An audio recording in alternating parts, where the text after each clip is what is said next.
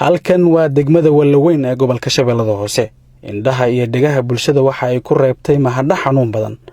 Waxa la isku dilay sidii dad ku kala duwan xag walba oo kala duwanaansho bini'aadamka dhex jiro, sida midab, diin iyo wixii raaca.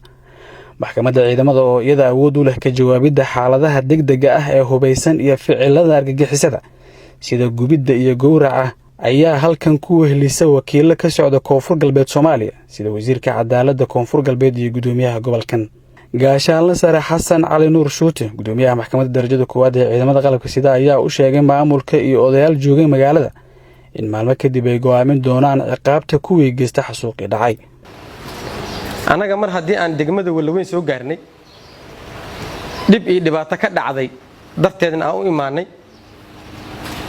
inta ay nafi nagu jirto waan fulinaynaa shaqadii aan halkaan u imaanay.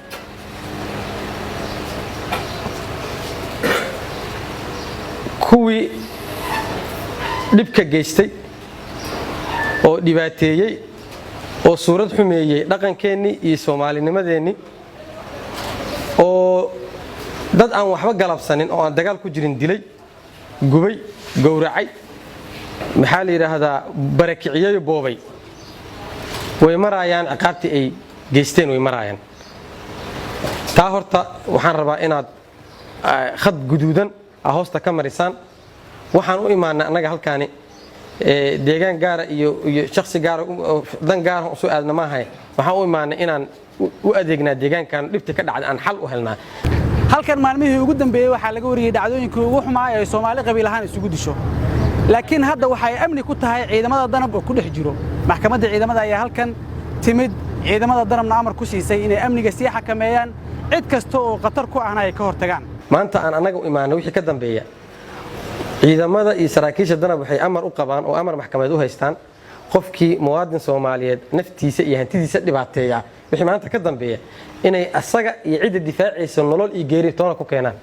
waxaan ballan qaadinaa xitaa hadaa geeri ku keentaan inaan ku dul akhrino inuu dhiigiisa hadur ahay oo asaga dhibaatada waday inaan ku dul akhrino. taasina gaarsiisaan dadka hala gaarsiiyo in aan cid dhibaataysa looga hareynin. saraakiishuna waxay ku amran yihiin ay ku amar u haystaan in ay soo qabtaan cid walba oo muwaadin naftiisa iyo hantidiisa dhibaataysa.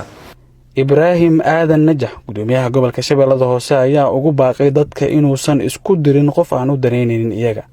waxaa la leeyahay farnimankan warka ay sheegayaan run maahan, wiilkii reer Hebel in Hebel ahaa ninkay geesiga ahaa kaasay u socdaan.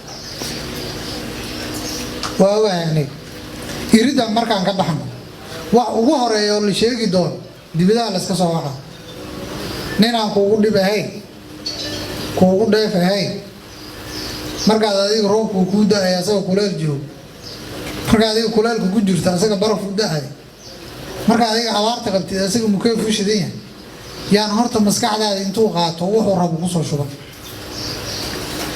wafdigan heer federaal iyo heer maamul goboleed ah oo isla socda waxaa naga go'an oo ballan Ilaahay ah cid walba oo dulmi laga galay cadaalad inay hesho.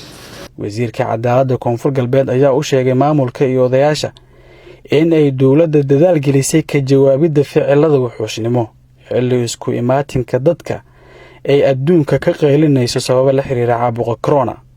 daban wallan dul qaado kora ama la dhageysan karo mase bini'aadam feeray kora masalan riyaaga kora ma ku dheena meelun cid kasta oo dadaal ku jeysatay oo ku olol xumaatay oo ku in madaxda qaranka madaxweynaha dawladda goboleedka Koonfur Galbeed madaxweyne Cabdicasiis Xasan Maxamed Laftagaraan oo guddiga intihasaari muhiimadda guddiga leeyahay muhiimadiisa latin in walweyn ata ma kuwadna daban gudoomiyaasha madiisa leey shakhsi lan la kulama macnaa jawaab waa in time fail ee waqti fail la siin halo lan walbo arantun inta ku dheedi xogaalan Abdulqaadir Ciise, warbaahinta qaranka, Wallaweyn, Shabeellada Hoose.